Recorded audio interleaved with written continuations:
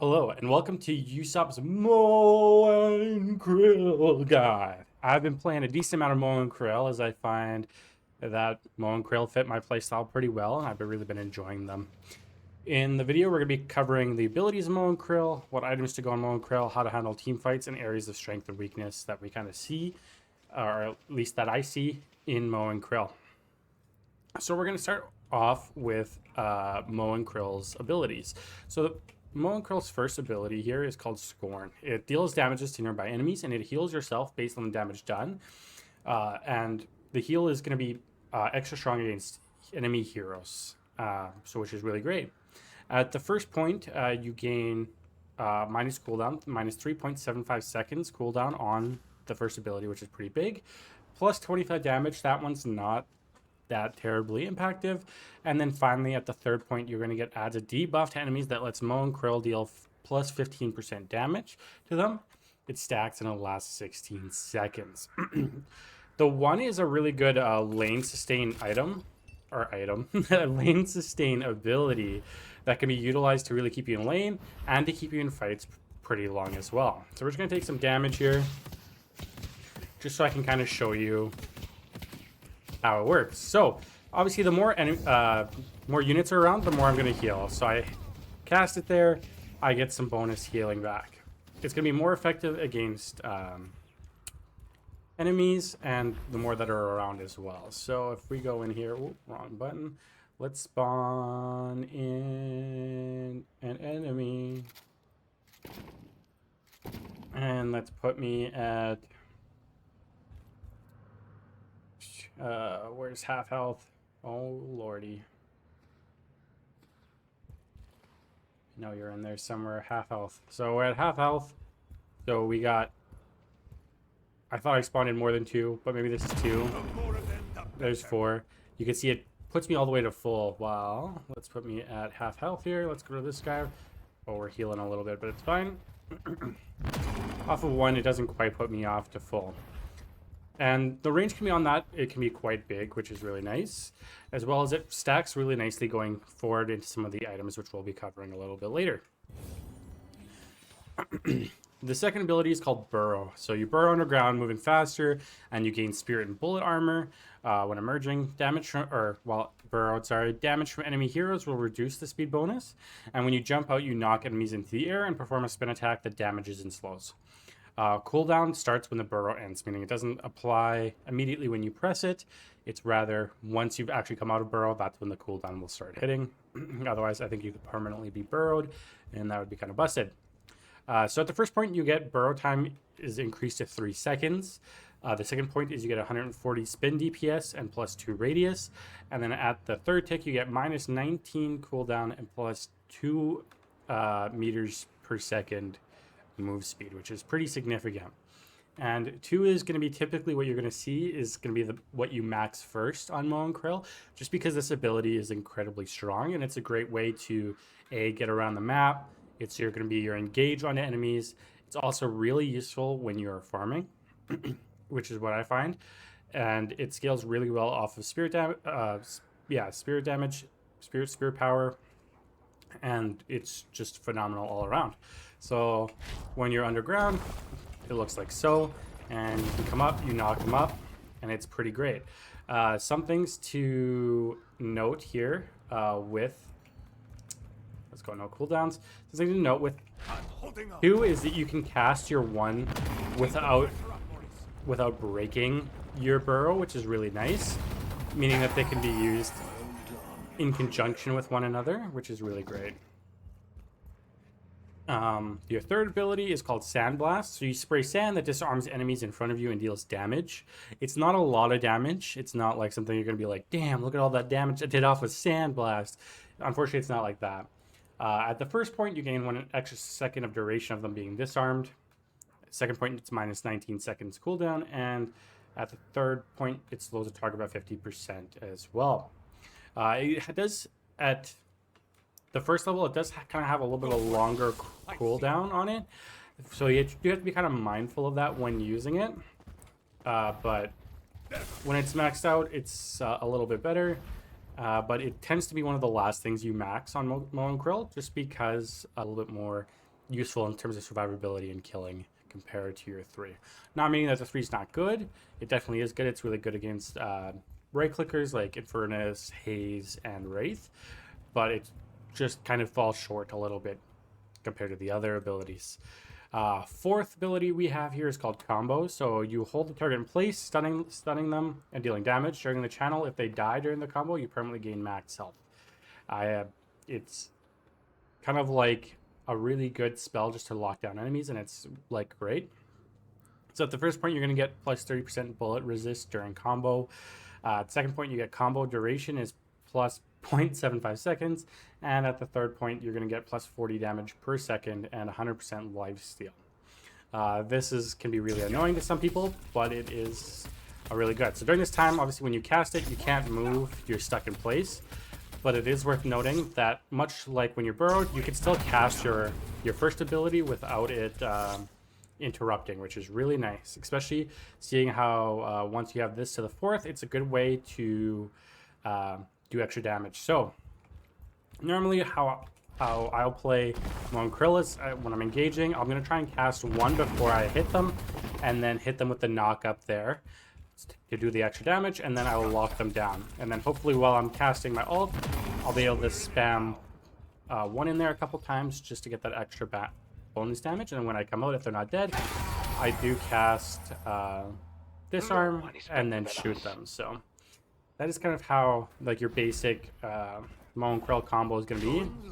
Going in, 1, 2, ulting. Ideally spamming one in there if you can, and then following up with sound attack, just because they're going to try and shoot you or turn around and start running away, depending on how healthy they are. So we're going to go into where Moan Krill kind of is weak, and Moan Krill tend to struggle with characters that either have great disengage or can fly away. So as Moan Krill, you kind of rely on being able to get on top of and stick on top of enemies. So characters with great disengage can be a struggle for Moan Krill. Some good examples of this is going to be Shiv, Grey Talon, and Vindicta.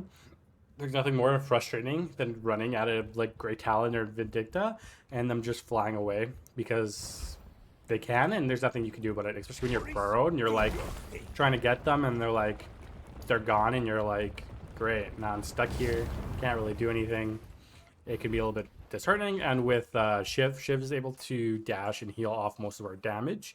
And yeah, like Shiv around just has great mobility and can be a really annoying one to try and lock down and stay on top of. So those are kind of characters that are going to counter your typical Moan Krill. Another area of weakness is going to be the fact that Moan Krill technically have 2 headshot hitboxes. So both Moan Krill in this model, both their heads are considered headshots, meaning that enemies can shoot you in either one, and they'll receive the headshot bonus on it, which can be kind of annoying as well. Moan Krill have one of the bigger hitboxes within the game, meaning that if you're hiding around a corner, sometimes you might be visible from their perspective while you can't see them, just because of the hitbox being a little bit more. You'll kind of clip around the not clip, but you'll be visible around corners when you otherwise can't see them, which can be really frustrating to deal with because they can start shooting you and you don't see them, and then you have to reposition, making it a little bit tough.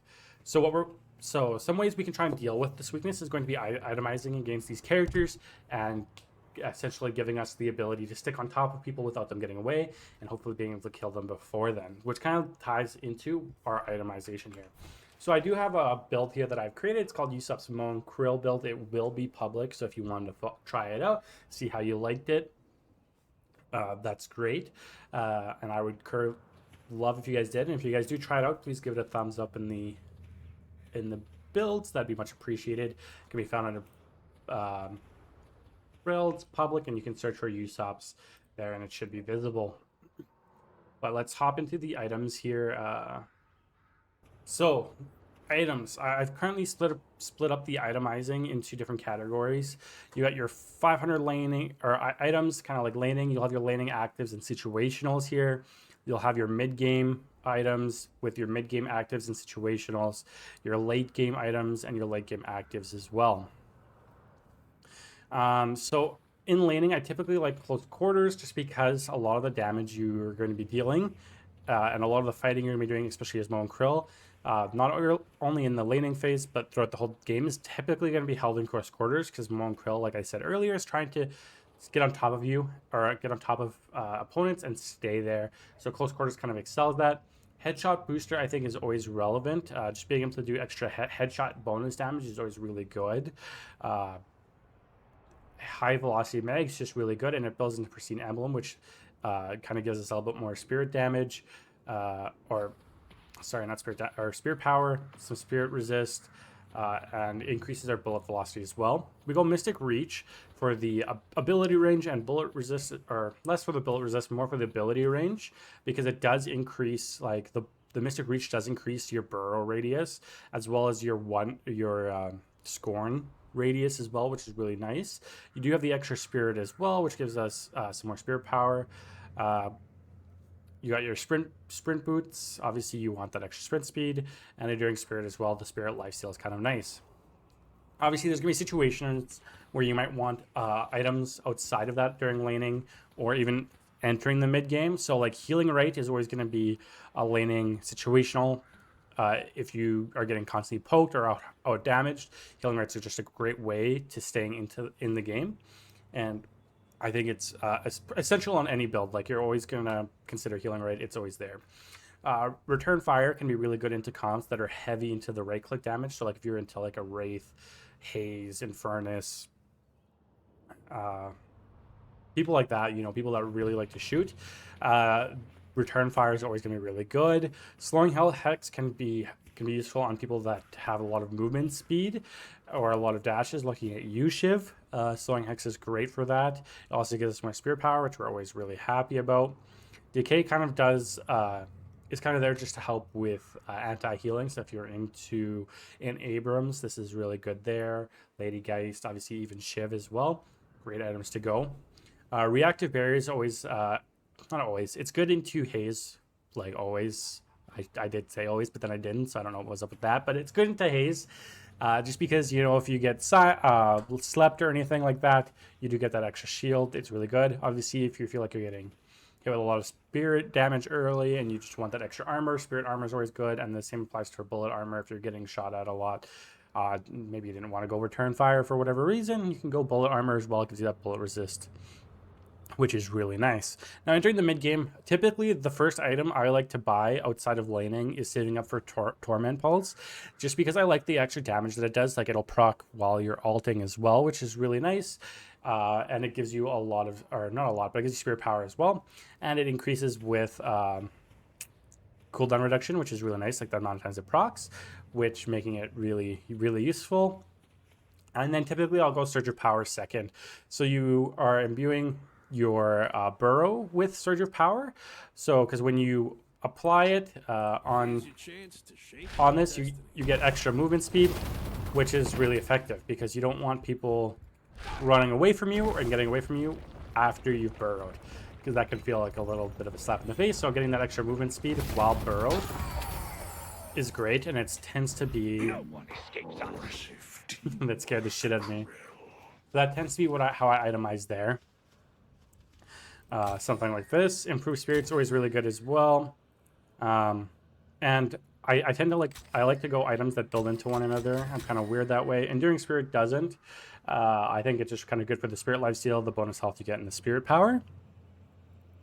So you can go, obviously, into mid-game, you get your Headhunter, your Pristine Emblem, and your Point Blank. Berserker is kind of just nice because it increases your weapon damage as you take sustained damage, and with Monk Krill being kind of in the thick of it, you are going to take sustained damage, so it's just kind of a nice one to have. Enchanter's Barriers always a really good item to have. It gives you extra spirit power while you're shielded, and you get plus 8% cooldown reduction while shielded as well. The cooldown reduction is really nice for your one, because you kind of want that up as quick as possible, and that's something that you put superior cooldown on. Is I'm probably going to put it on 1 just so I can keep spamming out heals and getting that debuff, because you have to remember the debuff does stack. It can stack and it lasts 16 seconds, so meaning that if we can get it down and we can spam it, we're going to get that debuff stacking, which is really nice. Obviously, enduring speed, you want the movement speed. I like to Heal Bane's always a really good one. Just to get healing reduction if you didn't go decay. I think it's always going to be relevant, Heal Bane. Naturally, in some game, in any game, there's going to be people building some form of lifesteal or spirit healing. So it's always really good, in my opinion, to get every game. At this point, you can sell Enduring Spirit for the healing booster. Healing booster is also, in my opinion, a must, just because you do get the increased effectiveness of healing, which on your 1, making your sustain a lot better. Some good active items to get at this point would be your Warp Stone. Warp Stone, I think, is also like a universally really good item, and it works really well with Mo and Krill because you want to get on top of people. We live in interesting times, don't we? And once again, you can use it while burrowed as well, kind of closing that gap really well, making it a really nice item to have. Heroic Aura is really good if you want to kind of help teammates increase fire rate and gain extra movement speed. It's always good. Debuff whoa, what was that? Debuff remover is always really good as well. Just, you know, depending on who you're dealing with, whether it's like an Infernus, a Bebop, anyone with a lot of debuffs, it's always really good to get. Metal Skin can be really good as well if you just want to go immune when you're ulting. Knockdown's going to be effective against those Great Talons and Vindictas I talked about earlier. And then obviously situationally improved bullet armor, improved spirit armor are always relevant as well. And then that kind of gets us into the late game items here as well. As you can tell, they're kind of lopsided towards spirit damage because, like I said, like Mo and Krill kind of excels with spirit damage in general. So Divine Kevlar is really good. The extra cooldown reduction, the spirit lifesteal you get, and it gives you a bullet shield, spirit shield, and spirit power is really nice. Escalating exposure is really good. So as you deal spirit damage, which we are doing here, it's going to increase the spirit damage that you do to the target, which is really nice. Improved reach, like we talked about before, it does increase on burrow, making your burrow spin damage a little bit bigger, the knock up a little bit bigger, which is always really good. Or if you're really having issues locking someone down with combo coming out of burrow, you can put it on the combo, but I'd rather it be on burrow. Boundless Spirit, just for the extra spirit powers, lovely. Spiritual Overflow for the spirit power, which is conditional. Which is really nice. And then obviously late game you can swap in Siphon Bullets or Soul Rebirth for, like, I might swap out for Enchanter's Barrier for Siphon Bullets or something if I need that, or Soul Rebirth if I feel like I'm dying before I can get into fights and I just want to come back to make sure I can really have that impact I want. As well as Phantom Strike is a really good late game active, much like Warp Stone. It still works while you're burrowed as well, closing that gap.